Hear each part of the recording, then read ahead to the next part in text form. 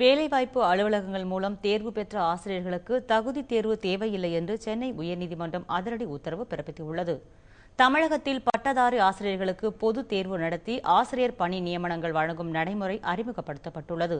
இதன் காரணமாக ஏற்கனவே பணி மூப்பு அடிப்படையில் ஆசிரியர் பணி நியமன பட்டியலில் முன்னுரிமை பெற்றிருந்த 94 பேருக்கு அரசு பணி வழங்க மறுத்துவிட்டது என்று கூறி ஆசிரியர் சங்கம் சார்பில் சென்னை உயர்நீதிமன்றத்தில் மனு தாக்கல் செய்யப்பட்டது.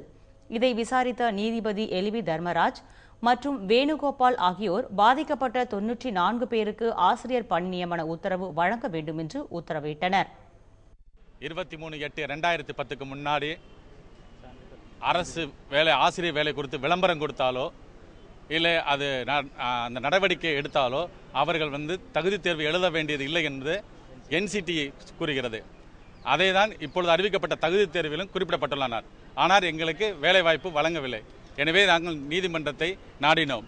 தகுதி தேர்வு இன்றி பழைய நடைமுறைப்படி ஆசிரியர் பணி நியமனம் கொடுக்கப்பட வேண்டும் என தெரிவிக்கப்பட்டுள்ளது. எனவே இந்நடவடிக்கையை ஏற்று தமிழக முதல்வர்கள் எங்களை போன்ற பாதிக்கப்பட்ட ஆசிரியர் பெருமக்களை உடனே பணி வழங்கும்படி தாழ்மையுடன் கேட்டுக்கொள்கின்றோம். இந்த தீர்ப்பின் மூலம் காத்திருப்போர் பட்டியலில் மீதமுள்ள 10,000க்கும் மேற்பட்ட பட்டதாரி ஆசிரியர்கள் பலன் அடைவார்கள் என்று ஆசிரியர்கள் தெரிவித்தனர்.